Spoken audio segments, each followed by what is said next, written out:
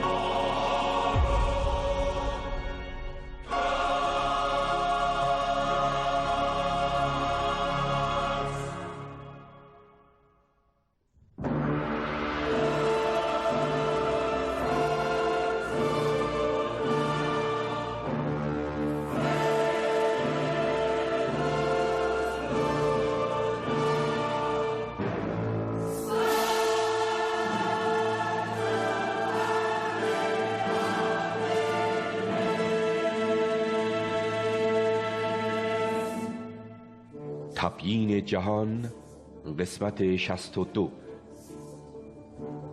تبیین ماتریال مکانیکی وجود. وحدت نظر نهایی ماتریالیست های مکانیست و پوزیتیویست ها در انکار هدفداری جهان و کور بودن جریان تکامل. نمونه اول، آگوست کونت.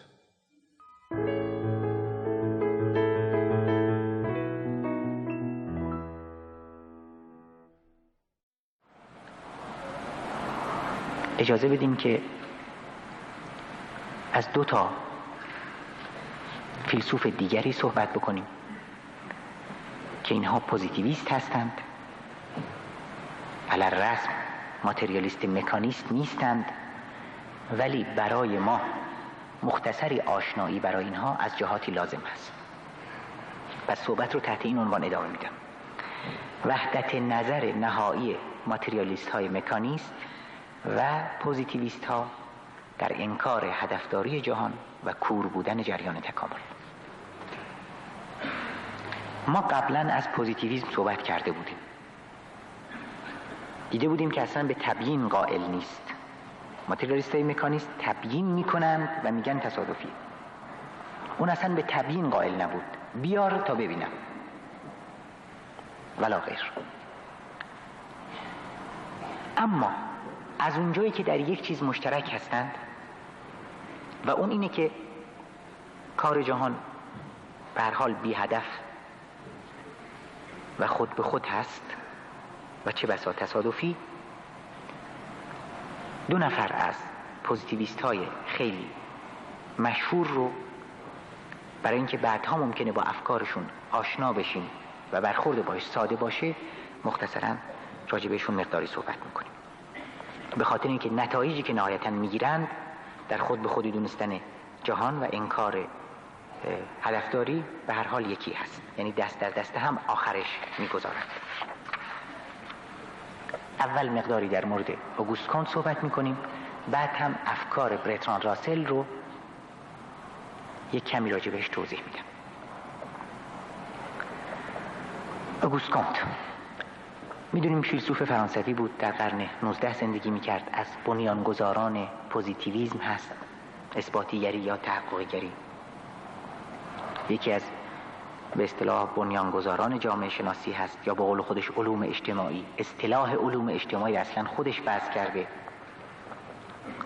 تلاش‌هاش در این جهت بود که از جامعه یک برداشت به اصطلاح علمی بیولوژیک مثل بدن ارائه بده.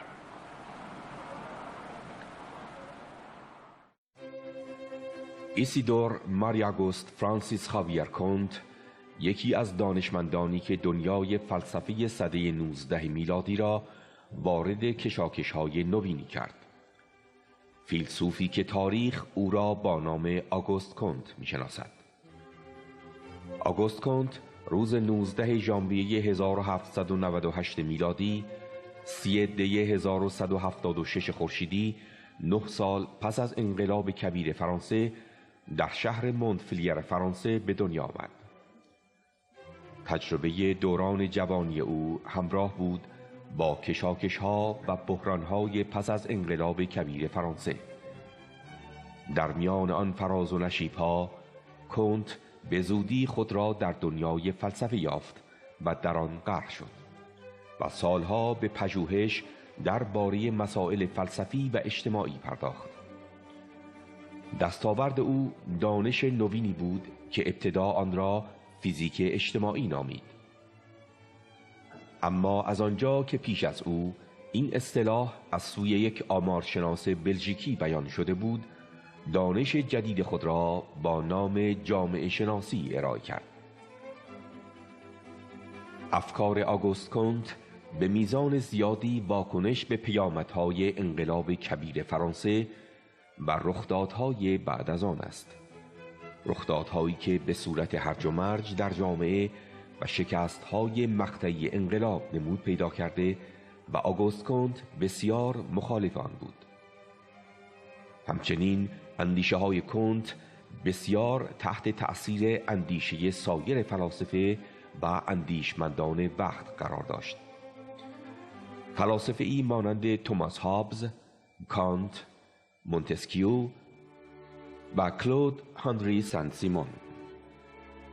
آگوست کونت بر این باور بود که جامعه شناسی وظیفه تبیین قوانین پیشرفت و نظم اجتماعی را بر عهده دارد، اما برای این منظور ابزاری نیاز دارد که این ابزارها همانهایی هستند که در علوم طبیعی آزمایش موفقیت را پشت سر گذاشتند. از نظر آگوست کونت این ابزارهای موفق مشاهده، آزمایشگری و مقایسه است. آگوست کونت که به پوزیتیویسم باور دارد، تلاش می کند با شیوه پوزیتیو و آزمایشگری محض انسان و جامعه را نیز مانند دیگر پدیده‌های فیزیکی شناسایی و بررسی کند. آگوست کونت علوم را به این نظر طبقه بندی نموده: 1. ریاضیات، 2. هیئت و نجوم، 3. طبیعی یعنی فیزیک، 4. شیمی، 5. جانشناسی یعنی معرفت حیات، 6. علم مدنیت یعنی معرفت احوال هیئت اجتماعی. اصلی که آگوست کونت در طبقه بندی علوم در نظر داشته این است که علمی که از همه بسیط‌تر است بر همه مقدم است و چنانچه می‌بینیم ریاضیات متکی بر هیچ علم دیگر نیست و همه علوم دیگر محتاج به معلومات ریاضی است که در جسم به کار برده شود و شیمی را می‌توان فصلی از فیزیک دانست و جانشناسی یا زیست شناسی یعنی معرفت حیات هم بخشی از شیمی و فیزیک است و علم مدنیت یا جامعه شناسی هم وجهی از معرفت حیات می باشد.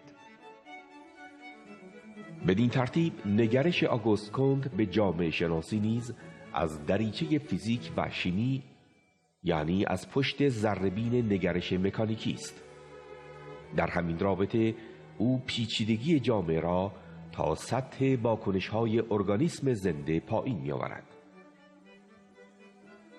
آگوست کونت تحول جامعه انسانی را مانند آنتوژنی یا تحول ریخت شناسانه ارگانیسم بدن انسان می‌انگارد. به عقیده آگوست کونت، هیئت‌های اجتماعی را می‌توان به بدن انسان و حیوان تشبیه کرد و همان موافقت و سازگاری که در اعضای بدن لازم است تا زنده و سالم بماند، در اعضای جماعات هم واجب است و همچنان که جانشناسی یک علم است که به فصول و ابواب تقسیم می شود، علم مدنیت هم یک علم است که تاریخ و سیاست و اقتصاد و روانشناسی و غیر آنها فصول و ابواب آنها می باشد. پس دیگه الان برای ما روشنه، چون جامعه رو که مربوط به یک فاز بالاتر تکاملی است ساده میکنه، پس معلومه که چه خواهد بود نتیجه گیری های اجتماعیش غلط خواهد بود. میگه که هیئت‌های اجتماعی را میتوان به بدن انسان و حیوانات تشبیه کرد. جوامع رو پس میشه به بدن انسان و حیوانات تشبیه کرد. همان موافقت و سازگاری که در اعضای بدن لازم است تا زنده و سالم بماند، در اعضای جماعات هم واجب است. خیلی خوب. هیچ کس منکر این نیست که شباهت‌هایی هست بین انسان و حیوان، کاملا. ولی به زبون کسرها که بخوام صحبت بکنیم، شاید مخرج کسره که مشترک، معنای کسر یعنی صورت و مخرجی که با هم ببینیم به هیچ وجه شبیه به هم نیست. بله، افراد جامعه باید روابط ارگانیک داشته باشن. جامعه هم خودش یک ارگانیسم، اما سوسی ارگانیسم اجتماعی خیلی فرق داره با بدن زیست شناسانه. ولی بر اساس این فرضی که معلوم است توش چی در میاد، محققاً یکی از نتایجش این خواهد بود. همینطور که فرض کنین بدن به طبقات و اندام‌هایی تقسیم شده، پس جامعه هم میبایستی همیشه یک عده سر باشن، همیشه یک عده پا، یعنی طبقات بالا و پایین. غافل از این که وظایف و تقسیم کارهای مختلف اجتماعی مانع از این نبایستی بشه که طبقات به معنای ستم کردن و ستم کشیدن، استثمار کردن و استثمار شدن ریشه‌کن بشه. تا اینجاش رو آگوست کونت خوب می آمد جلو، مثل بدن ارگانیک، بسیار خوب. یه ده همیشه سر، یه ده همیشه پا. ولی مگر سر و پا دو نوع تغذیه دارن؟ میشه که مثلا یکی بیاد دستشو گرم کنه، دستشو زیر یه جای خوب و با حرارت بخوابونه، پاشو یه جای سرد؟ چنین چیزهایی نیست. ولی به هر حال اونا نتیجه رو میگرفتن. از خودش بذاریم بخونم. علم بدن دو قسمت است، علم تشریح و علم وظایف الاعضا. علم تشریح معرف اعضای بدن است که لازمه وجود و انتظام هیئت بدن است، و علم وظایف الاعضا معرف عملیات و حرکات اعضا است. تحولات و ترقیات بدن از آن نتیجه می شود. پس تشریح علم به امور سکونی است و وظایف الاعضا علم به امور حرکتی است. و هیئت‌های اجتماعی که منظور همون جامعه است هم چون مانند بدن می باشند، همین دو قسم امور منظور است و هر دو قسم به یکدیگر مرتبطند. انتظام بسته به ترقی است و ترقی بسته به انتظام است. نظم باید داشته باشیم تا ترقی کنیم، ترقی نمی کنیم مگر نظم داشته باشیم. حالا خواهیم دید نظم مورد نظریشون چه نظمی است. تحقیق امور سکونی مختصرش این است که مدنیت جامعه سه عنصر اصلی دارد: اشخاص، خانواده و هیئت اجتماعی. و بعد خواهیم دید که مطابق این نحوه برخورد، این گونه به اصطلاح نظم و ترقی زیست شناسانه‌ای که میخواد از روش الگو بکنه برای جامعه، به اینجا خواهد رسید. از انقلاب کاری ساخته نیست. انقلاب خیلی چیز بدیه. برای حل تضادهای اجتماعی بایستی سیاست رو جایگزین انقلاب کرد. از طریق علم سیاست بایستی به اونها برسیم. اصلا انقلاب و تبدیل اوضاع از طریق قهر به مرحله جدید شایسته نیست و خلاصه بایستی همه چیز رو از صدر تا ذیل سیاسیون اصلاح طلب سامان بدند. یه سابقه ذهنی هم داره که از زمانی که ارتجاع بر انقلاب کبیر فرانسه پیروز شده، این سابقه رو به همین جا هم تعمیم میده.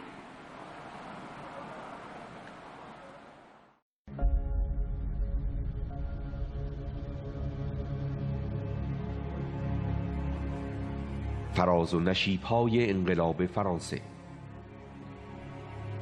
اینجا زندان باستیل نماد استبداد سلطنتی فرانسه است.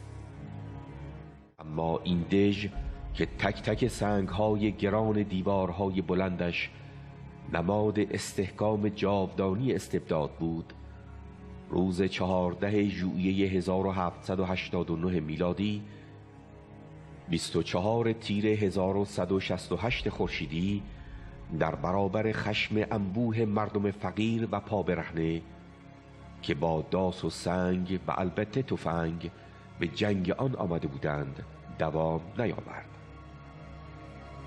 باستیل فرو ریخت. انقلاب کبیر فرانسه بر کتاب قطور تاریخ نگاشته شد. اما این انقلاب هرچند جهشی بزرگ در پیشرفت اجتماعی بود، پس لرزه های خود را داشت. لرزه هایی که برای مدتی روند انقلاب را با فراز و نشیب های بسیار همراه ساخت. در یک دسته‌بندی کلی میتوان انقلاب فرانسه و فراز و نشیب های پس از آن را در 5 مرحله بر تابلوی رخدادها نگاشت. مرحله اول از سال 1789 میلادی تا 1792. در این مرحله به یمن انقلاب استبداد افسار گسیخته سلطنتی محدود و مشروط شد. در گام بعد با اعدام لویی 16 و همسرش سلطنت به طور موقت در بایگانی قرار گرفت. کمون پاریس یا شوراها قدرت سیاسی را در دست گرفتند. مرحله دوم از سال 1792 تا 1795، دوره‌ای که پرده‌ای سیاه بر انقلاب افکنده شد. کشتار و ترور رهبران انقلاب آغاز گشت. دکتر مارا از رهبران اصلی انقلاب ترور شد. دانتون و اطرافیانش در گرداب جنگ قدرت تصفیه شدند.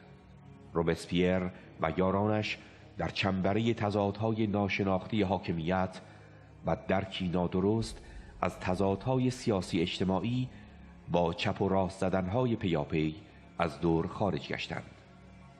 آخرین منزلگاه تمامی آنها گیوتین بود. در مرحله دوم دیکتاتوری نوینی حاکم شد. ارتجاع ترومیدور. ترومیدور نام دیگر ماه ژوئیه در تقویم فرانسه بود. مرحله سوم از سال 1795 تا 1799. این دوره با تصفیه سردمداران حکومت ترور آغاز گشت. اما طبقه جدید یعنی بورژوازی که در پی رشد و ارتقای تولید صنعتی بود، با بهانه امنیت و جمهوری دیکتاتوری نوینی برپا کرد. قانون اساسی جدید نگاشته شد. قانونی که منطبق با منافع طبقه جدید حاکم بود. در این مرحله حاکمیت توسط یک هیئت مدیره به نام دیرکتوار اداره می شد. مرحله چهارم از سال 1799 تا 1804. پیش از این مرحله نام ژنرال جوانی در کشاکش‌های انقلاب شنیده شد: ناپلئون بوناپارت. ناپلئون که در سرکوب و قتل عام دیکتاتوری دیرکتوار نقش داشت، اکنون خود بر ضد آنها شورید و نوع جدیدی از حکومت برپا کرد. استبداد جدید نام حکومت کنسولی را برگزید. مرحله پنجم از 1804 تا 1814. روز 28 مه 1814 میلادی، 7 خرداد 1183 خورشیدی، ناپلئون بوناپارت خود را امپراتور و همسرش ژوزفین را امپراتوریس فرانسه معرفی کرد. جمهوری یکسره برچیده شد. همطور که بدن رو تعمیم داد به جامعه، در مسائل اجتماعی هم چون انقلاب فرانسه شکست خورده بود، دوباره ناپلئون اومد و اونطور قضایای بعدی در یک فاز کوچیک به اصطلاح یک رجعتی برگشتی صورت گرفت. اینجا این خاطره ناخوشایند ذهن فیلسوف رو به اینجا کشوند، چون ذهنش به هر حال در ظرف و شرایط زمانی و مکانی خودش کار میکنه. یادمونم هست قبلا زیاد صحبت کردیم که پوزیتیویست ها برای شناخت اصولا وظیفه جز گزارش‌های حسی نمیدونستند. حقیقت اصلا نمیشود شناخت مگر اینکه ببینیمش. کسی که تیر میندازه، کسی که این پشت قدم میزنه و همینطور جریان تکامل، نمیشود برش هدفی مترتب باشه مگر اینکه اون هدف دیده بشه به طور اثباتی، و الا بی‌معناست. پس ملاحظه میشه که چطور زیر معنا و مفهوم و هدفداری و ضرورت بودن میزنه. به هر حال از نظر این با نتیجه که پوزیتیویست ها میگیرن تا اونجایی که مربوط به نفی هدفداری و ضرورت تام و تمام هست، یک اشتراک نظری به چشم میخوره. باز هم یادمون هست که پوزیتیویسم اون اوائل اگرچه بر علیه اون تفکرات حاکم یک پوز در بعضی جاها به طور نسبی مترقی داشت، کمک‌هایی به پیشرفت علم از طریق تأکید روی تجربه گری کرد، ولی به دلیل افراط در تجربه، افراط در بیار تا ببینم تا باور کنم، حبس شدن در چارچوب امپریزم، تجربه گرایی صرف، بالاخره خودش هم به دامان ایدالیسم لغزید. به طور که امروز اگر ما برای خود ایدالیسم یک طیف درست بکنیم و این طیف رو باز بکنیم، که البته قبلا اشاره کردم باز هم اشاره میکنم، یک طرفش ایدالیست های سوبژکتیو قرار میگیرن مثل برکلی، دچار انزوا یا به اصطلاح سولیپسیسم مطلق. بودن یعنی بودن در نفس مدرک. تا چیزی در ذهن من نباشه در جهان هم نیست، اصلا چیزی نیست. من فکر میکنم که اینجا نشستم، فکر میکنم که این قلم دستمه، تصور میخورم و تصور میپوشم. وقتی که من پشت این میز نیستم، اصلا این میز نیست.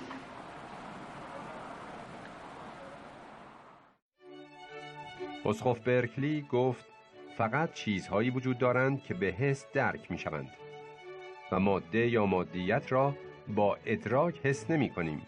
ادراک ما از چیزها به عنوان اشیاء ملموس نیست.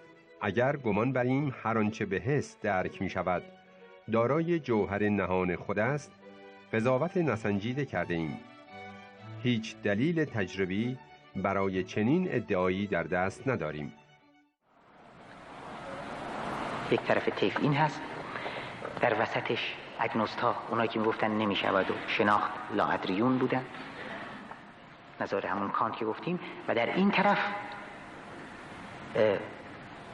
پوزیتیویست ها که بودن یعنی بودن در حواس من، که خود این منجر میشه به انکار یک سری واقعیت ها که به حواس نمیان ولی هستن. مگه نگفته بود اوگوست کونت که علم به ماهیت و ذات اشیاء امکان نداره. جریان تکامل هم جلوش بذاریم میگه علم به ذات و ماهیت امکان نداره. قانونمندیاش بله حد اکثر. کما اینکه امکان نداره بفهمیم این زخم روی بدن مجروح چرا، برای چه هدفی و به خاطر چی ایجاد شد. پس به هر حال مورد تایید قرار نمیگیره تعین و به خصوص تعین از پیش در کار جهان. ملاحظه می‌کنید هر یک از اینها که میخوایم وحدت نظرشون نشون بدیم به طریقی اگر ببریمشون سر چشمه ابر هیدروژنی منکر خواهند بود چیزی رو که در راهه، زایمان عظیم تاریخی رو که در راهه قرار انسان بیاد و بعدش چه چیزهای دیگر. و به همین دلیل هدفدار بودن که نمیشه احساس کرد، کما اینکه خدا رو هم نمیشه احساس کرد. غرضمندی جریان پس یا نیست و یا در مقابلش بایستی سکوت پیشه کرد که به هر حال سکوت هم معنای رضا داره و نیست. و این نتیجه به هر حال در این کار یکی هست.